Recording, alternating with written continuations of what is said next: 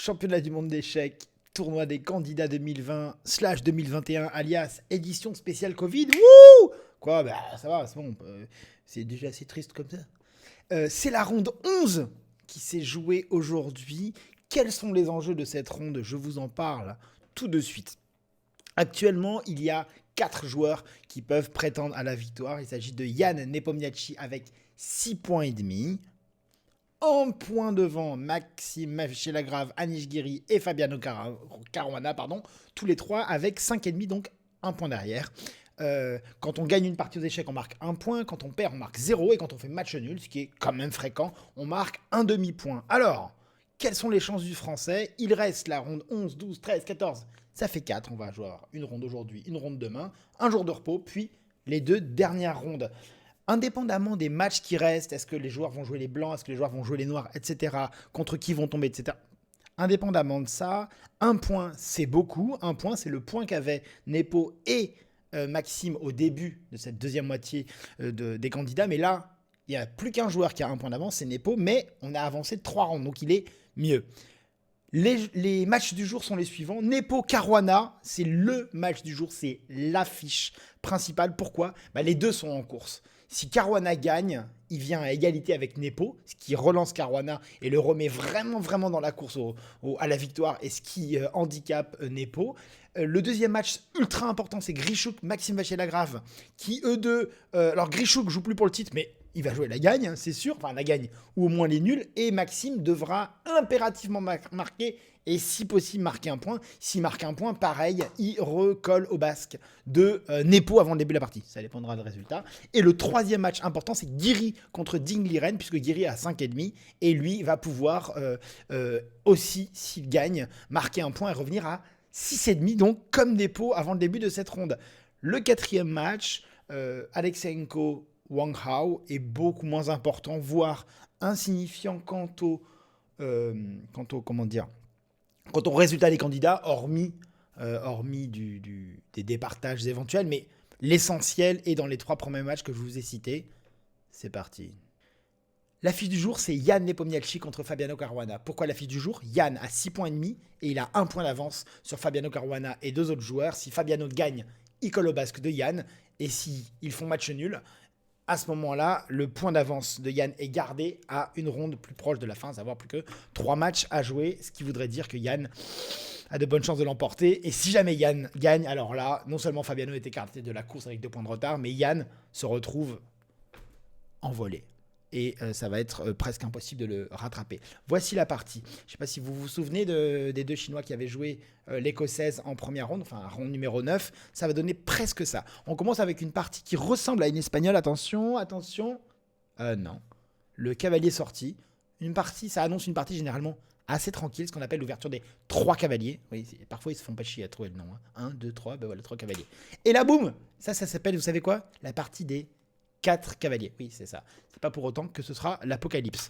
Et là, on enchaîne avec D4, ce qui ressemble à la structure, la classique structure, ces pièces-là. Donc, si on fait abstraction des 2 autres cavaliers, qui est exactement la structure qui donne son nom à l'écossaise. L'écossaise, c'est ça, sans les 2 cavaliers. Donc, on appelle ça, cette partie-là, qui est jouée aujourd'hui, la partie des 4 cavaliers, variante écossaise. Faut pas s'attendre à quelque chose d'extrêmement dynamique. Là, on se rend compte du développement des pièces de Fabiano. Voilà, il prend avec le pion B pour ouvrir notamment la colonne B à sa tour qui devrait arriver. Mais rien d'extraordinaire. En échange, la structure des pions noirs a été désagrégée. Celle des pions blancs est encore très correcte. Mais vous voyez, rien de très tranchant. Petit roc de chaque côté, le fou qui attaque la dame, le pion F3 qui défend. C'est rarement une bonne idée de jouer F3, mais dans l'écossaise, c'est beaucoup plus fréquent et moins grave pour diverses raisons que je ne vous exposerai pas parce que je ne suis pas forcément super capable. Le fou recule, voilà, regardez, typique d'une partie sans beaucoup de piment, dirais-je. C'est le fou qui sort en G5 pour attaquer le cavalier F6, la dame qui vient ici, qui se développe et qui continue de défendre le cavalier. Fou prend cavalier, dame prend cavalier, dame prend fou, pardon. Bon, on échange des pièces assez tôt dans la partie, là on est qu'au 12e coup. Ça continue, voilà. Encore des échanges. Une structure des pions blancs.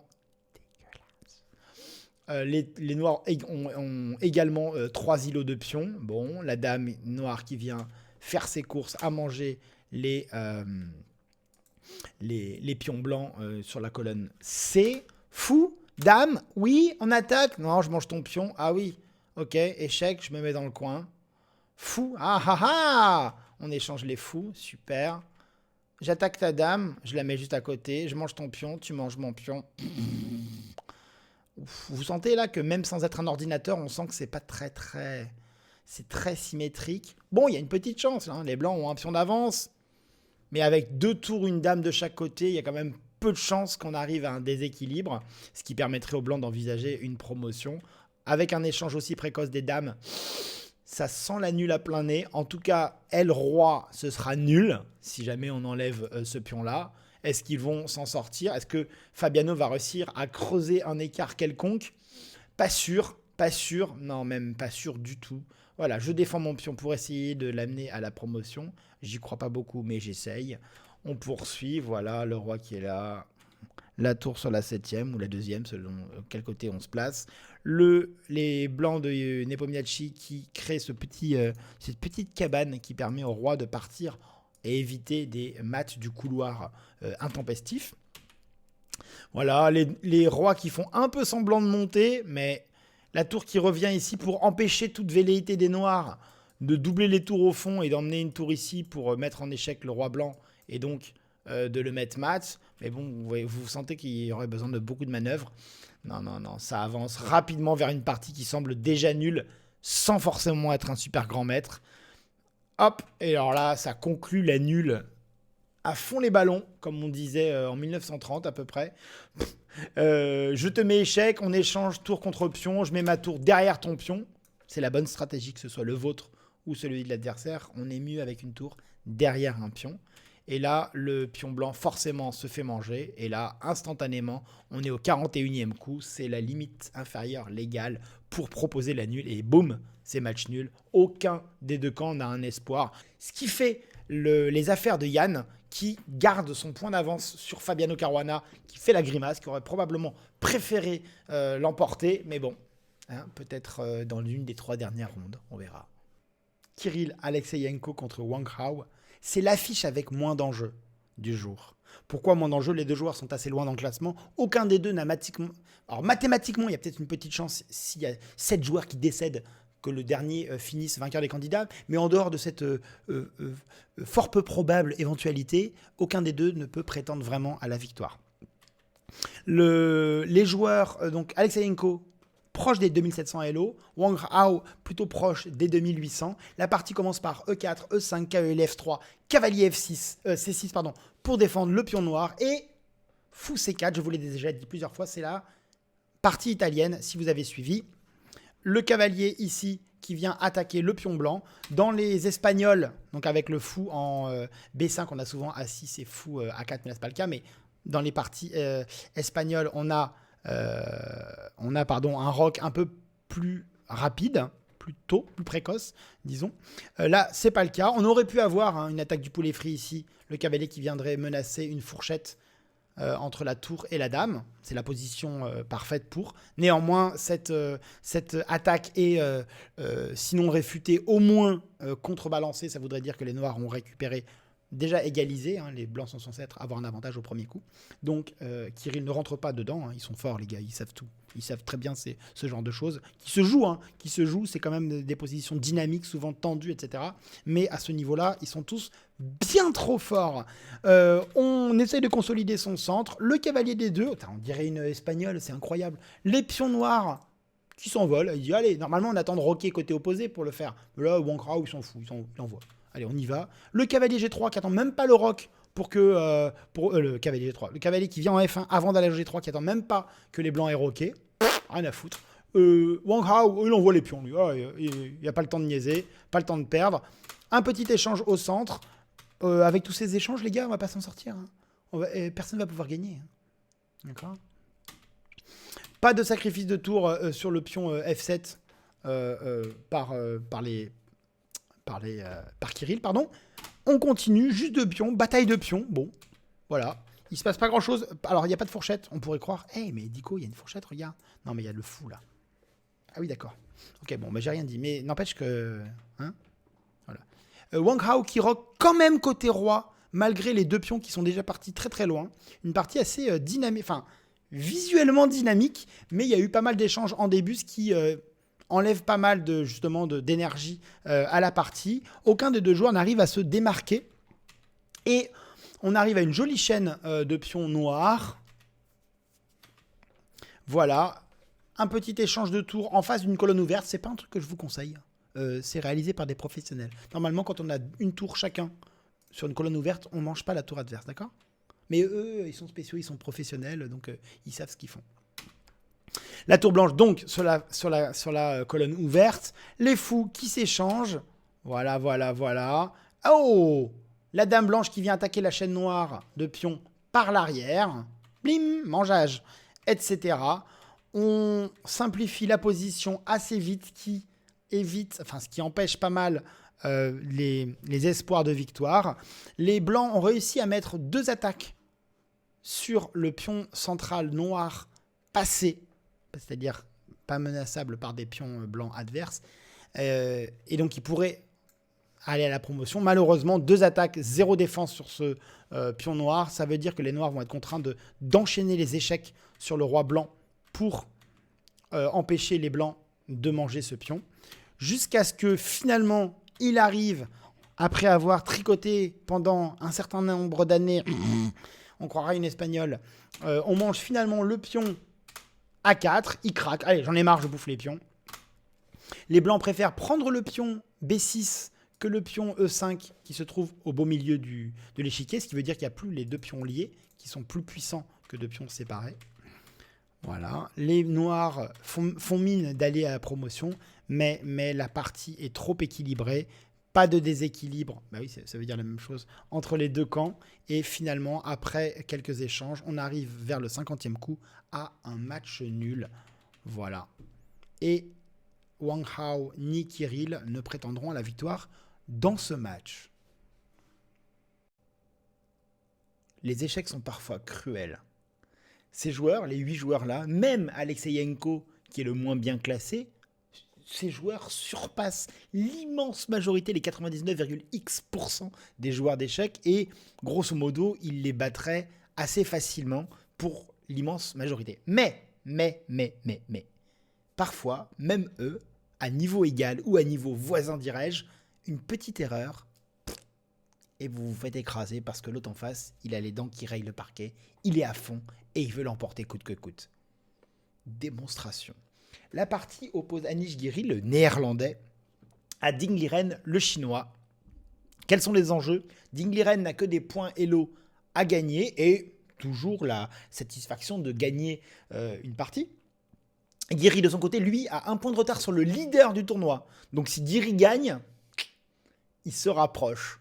Et Nepo ayant fait un match nul, si Giri gagne, il se retrouve à un demi-point du joueur de tête Yann Nepomniachtchi, même si Yann resterait favori. La partie débute, c'est une espagnole, donc E4, E5, le cavalier qui attaque le pion noir, le cavalier noir qui défend son pion, le fou qui part en B5, des parties comme ça, on les a vues des dizaines et des dizaines, et voire des centaines de fois, notamment à l'époque Kasparov-Karpov, ça a été vu et revu dans tous les sens, ça se joue énormément, donc là les blancs auraient la possibilité de prendre le cavalier, auquel cas généralement les noirs reprennent avec le pion du centre, mais le plus joué c'est le fou qui recule en A4 et qui se prépare à venir un peu plus tard encaisser un B5 et repartir sur une diagonale un peu plus jolie, en attaquant le pion notamment F7 qui défend le roi noir.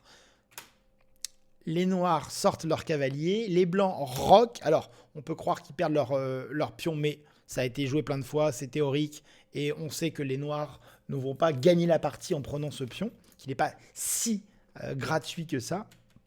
Fou E7, et là, une variante rarement jouée, qui est la variante qu'on appelle la variante d'échange Normalement, la variante d'échange, c'est quand le fou directement mange le cavalier après s'être fait menacer par le pion A6 des noirs. Mais là, c'est la variante échange retardé, Delayed Exchange Variation, qui est donc plutôt rare, ce qui est bizarre puisque les blancs perdent un temps. Ils ont mis leur fou là.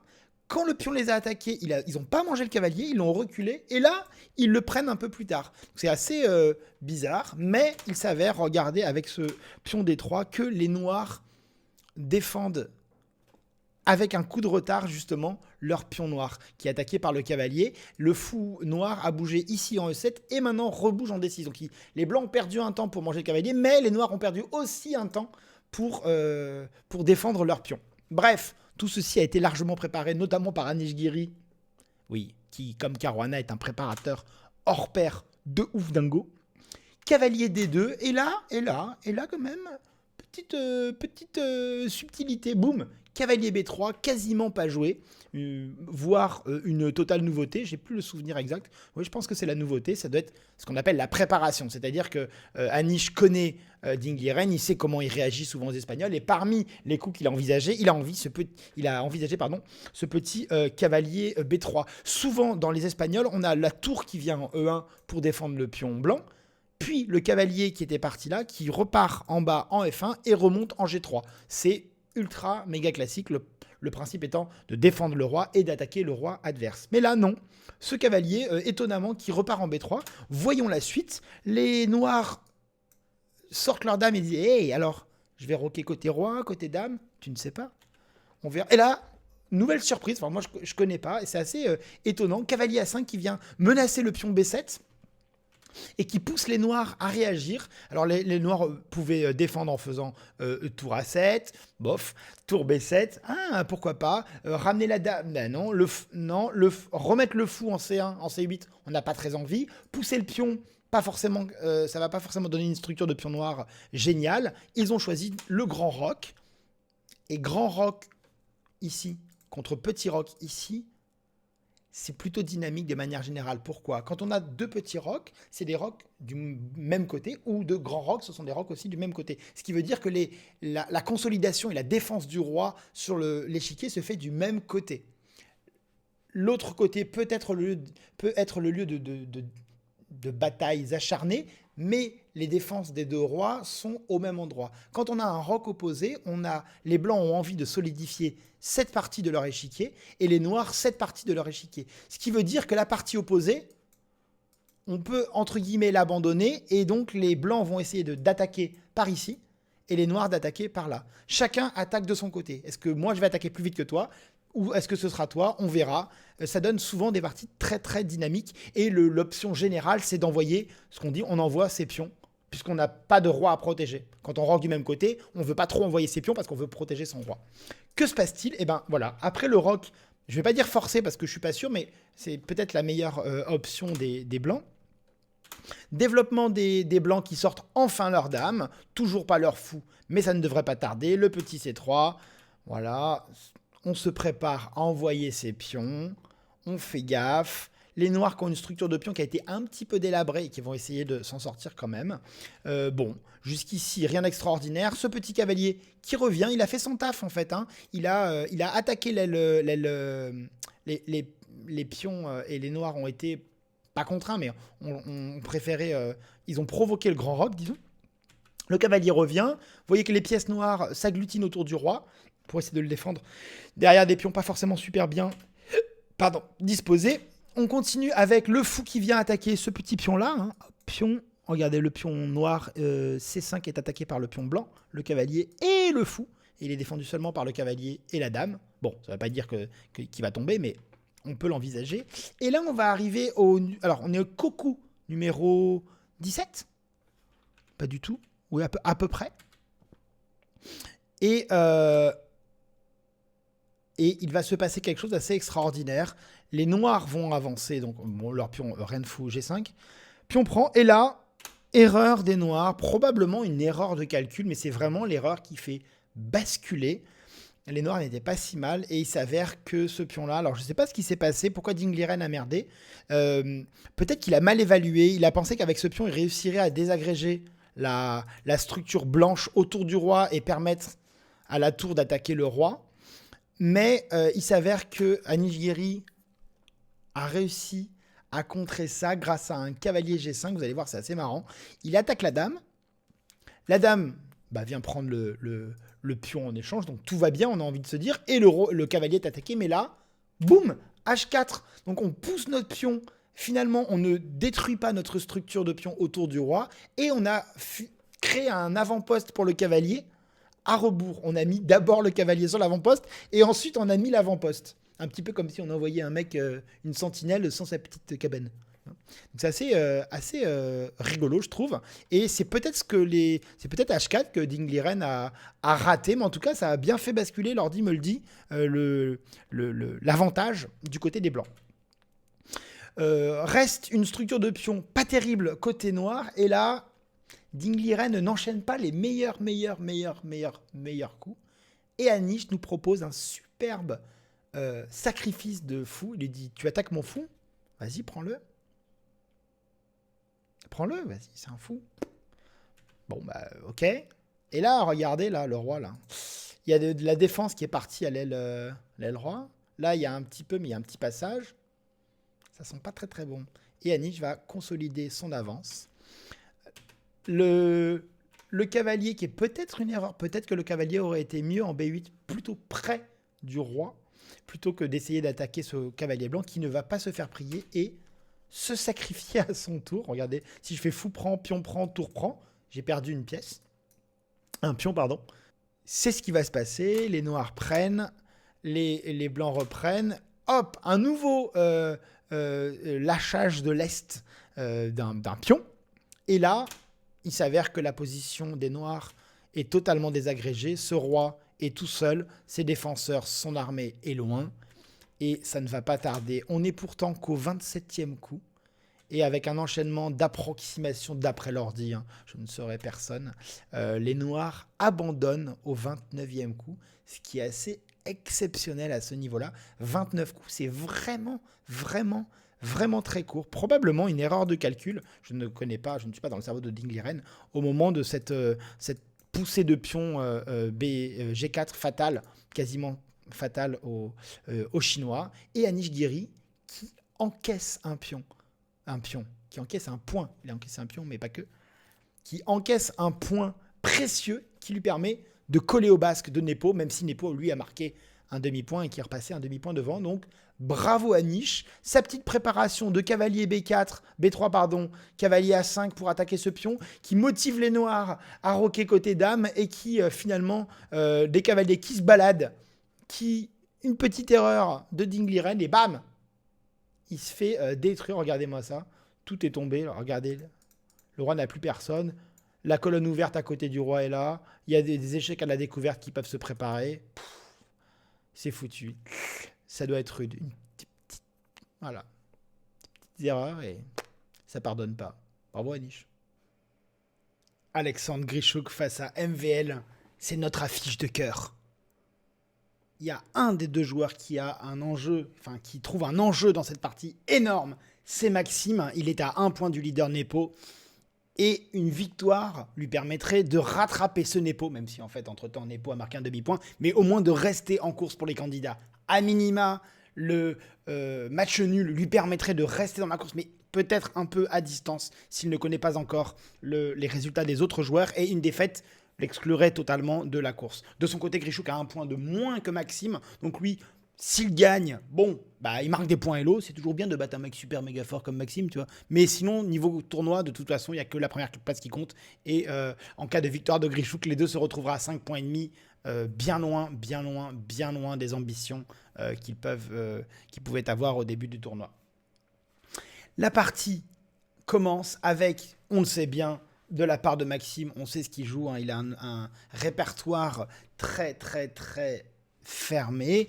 Une sicilienne donc pour répondre à l'E4 de Grischuk.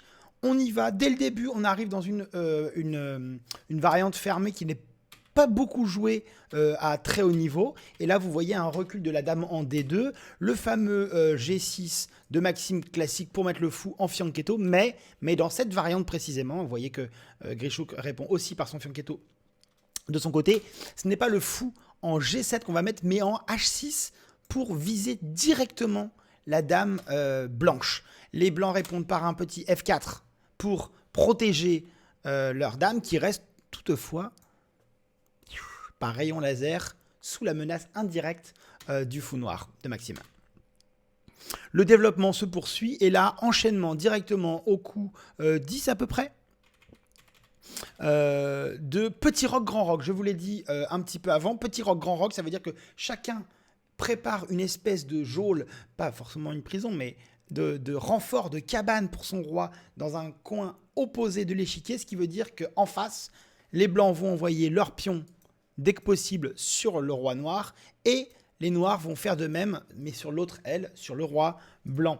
À ceci que, on n'oublie pas que les fianchetto favorisent ce genre d'attaque, parce qu'avec un pion noir qui arriverait en A4, on taperait directement sur le pion B3, et en cas de prise, ben, le fianchetto et donc le roc blanc serait très affaibli. Idem de l'autre côté, si on joue H4 puis H5 et qu'il y a prise, pareil, hein, le roi se retrouverait un peu exposé et on fragiliserait cette petite cabane. Le roi, alors grand roc, régulièrement on dit le grand roc c'est 2 coups. D'accord? C'est grand roc et roi B1. Bon bah là, il n'a pas dérogé à la règle, notre petit Grichouk. Et hop, Maxime, pas de temps à perdre et on envoie. On envoie A5.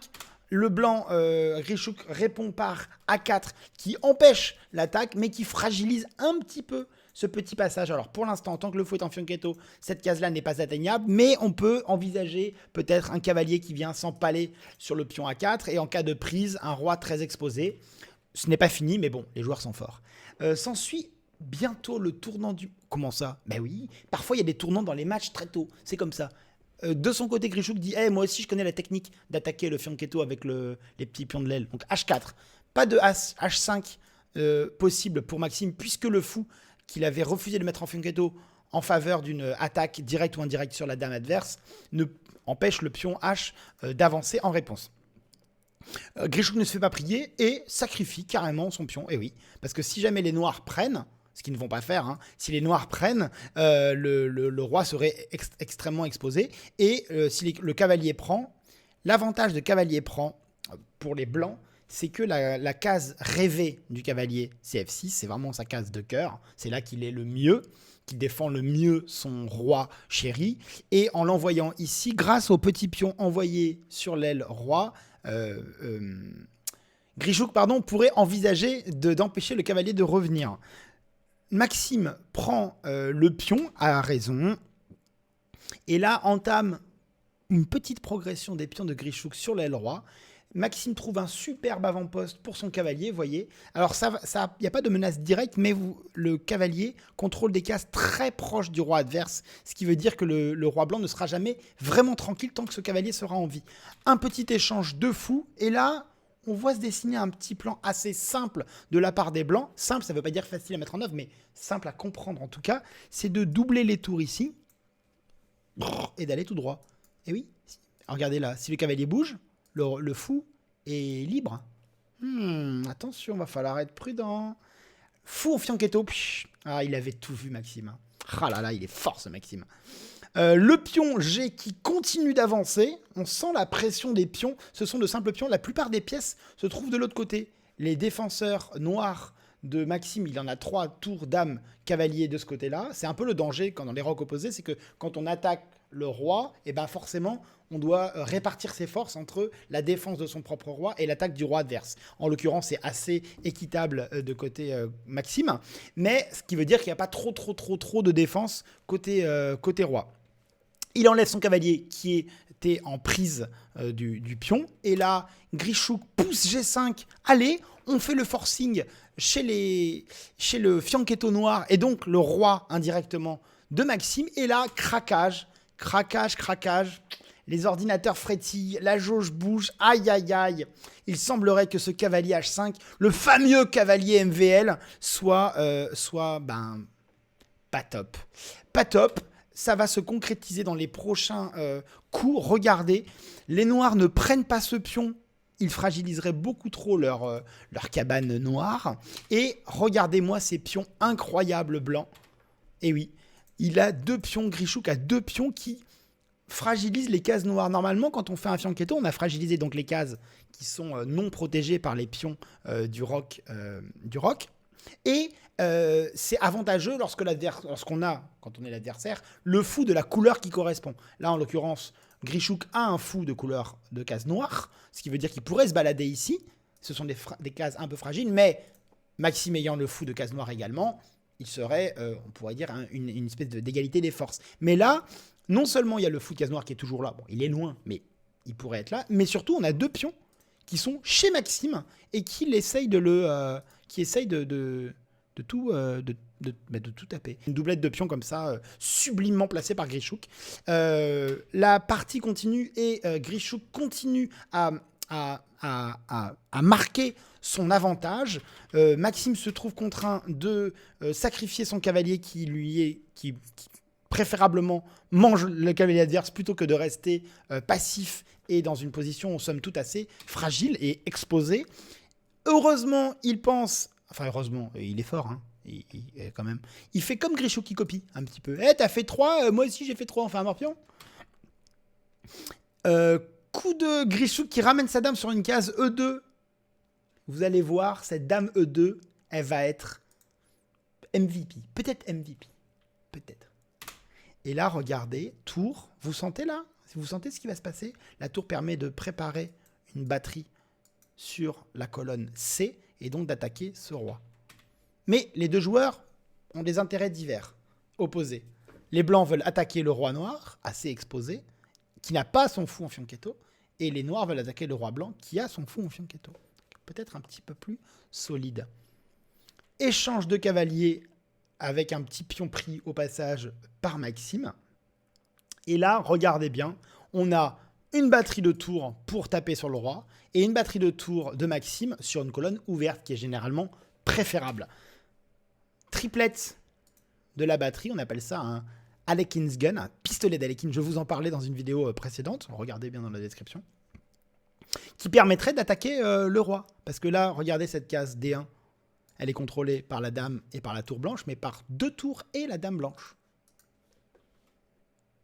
La position est pourtant, non pas critique, mais bien avantageuse pour les blancs. Encore faut-il, pour cela, que les blancs trouvent ce joli sacrifice. Tour prend. Alors, c'est pas tout de suite le... On cache le roi pour éviter de se prendre un enchaînement d'échecs et des échanges défavorables.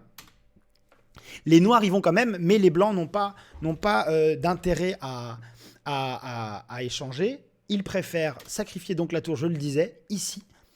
Sacrifier la tour, ça permet d'exposer grandement le roi adverse à une batterie. Alors la batterie n'est pas encore faite puisqu'il reste la dame blanche qui doit venir par ici pour mater dans le coin avec un pion en soutien si jamais c'est une tour qui devait mater là. Si la tour blanche allait ici dans le coin H8, il y aurait échec et mat puisque la case G7 est contrôlée par le pion. Okay, mais pour l'instant, la tour va probablement mourir. C'est ce que fait Maxime qui a très bien calculé cette séquence. Et là, deuxième coup critique de la partie, probablement, alors je ne veux pas dire une erreur de calcul de Grichouk, mais un calcul imprécis de la part de Grichouk. C'est assez complexe quand je vous le dis, mais c'est tout un enchaînement de tactiques compliquées. J'imagine que d'autres youtubeurs vous les expliqueront mieux que moi, et je vais vous rester sur la version philosophique, qui était, c'est tour H3 qui gagne. Tour H3 qui gagne et qui en fait défend cette case, permet à la dame de venir ici, en H5 et de continuer de contrôler notamment la case D1. C'est très complexe. J'ai regardé pas mal de variantes. Il y a des perpètes de la part des noirs, éventuellement des maths. Quoi qu'il en soit, Grichouk a raté. Tour H5, il a raté donc le meilleur coup, tour H3. Et Maxime qui tempo, on l'a vu en vidéo, ça fait plaisir. Tempo joue D4, il avait bien tout calculé. Il mérite son titre de calculateur hors pair. Et là, Grichouk se rend bien compte, hein, parce que normalement, on dirait, je fais dame ici et tour là, et c'est mat. Si l'adversaire il joue tour là avec tour en prise, il se passe quelque chose. Probablement ce coup que Grichouk a raté.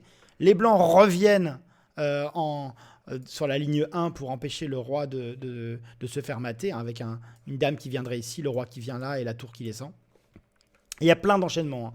Il y a ce genre de choses. Le fou qui vient entre la tour et le roi, qui est protégé, mais la dame qui peut venir mettre échec. Parfois même avoir une enfilade et manger la tour qui est de l'autre côté. C'est très très compliqué. Il y a plein de versions. Donc le sacrifice, le fameux contre-sacrifice de la part de Maxime.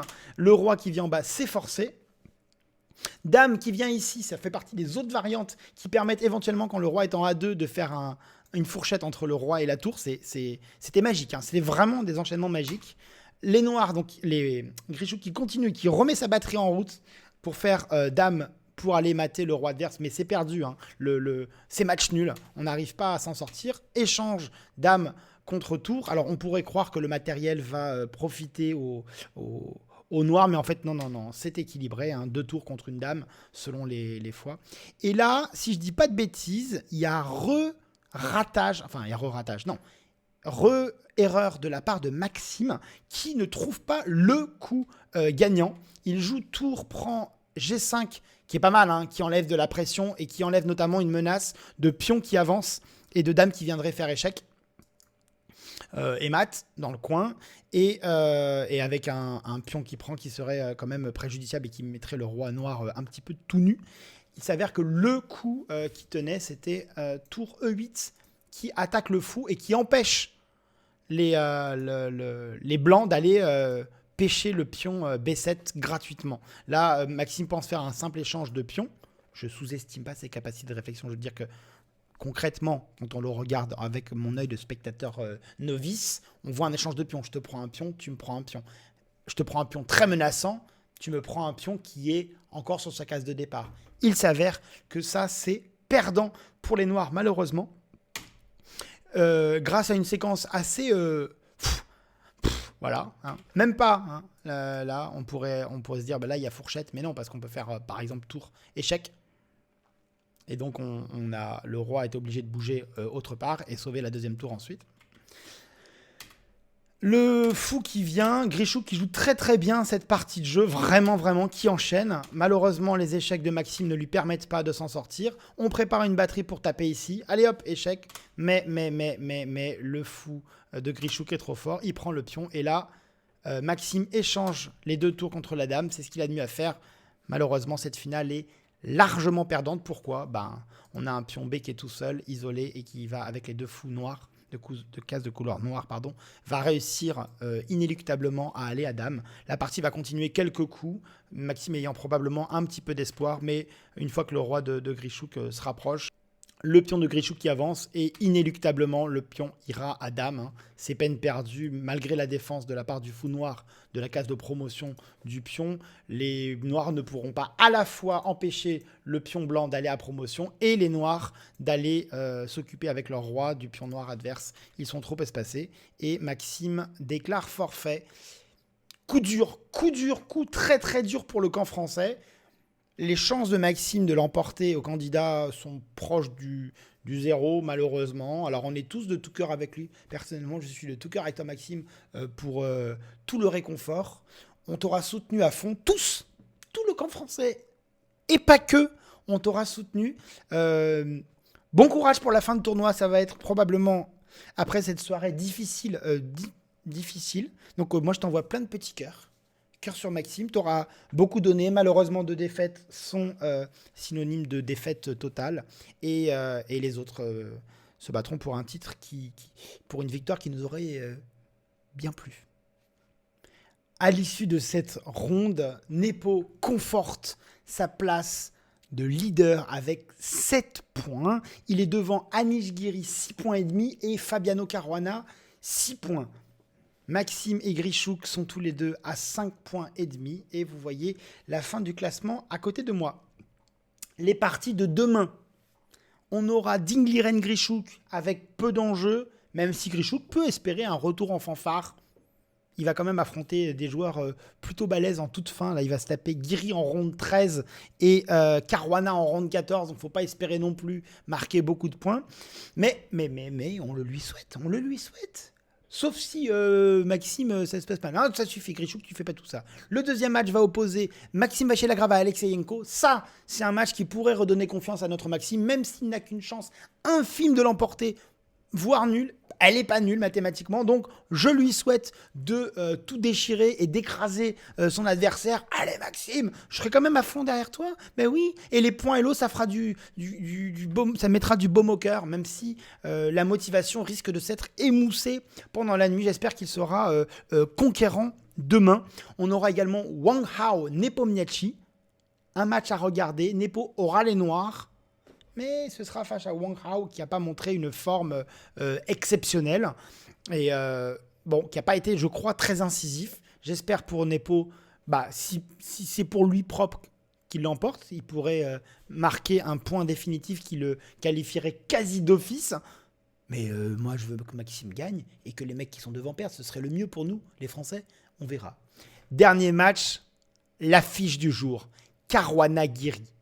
L'affiche du jour. Si l'un des deux gagne, si c'est Guiri qui peut passer à égalité avec Nepomniachtchi, ce qui voudrait dire un exploit de ouf de se retrouver en tête après 12 rondes. Et si c'est Caruana, il reviendrait dans la course avec une défaite peu probable, mais plausible, ça se peut, de Nepo. On pourrait avoir encore plusieurs joueurs en tête.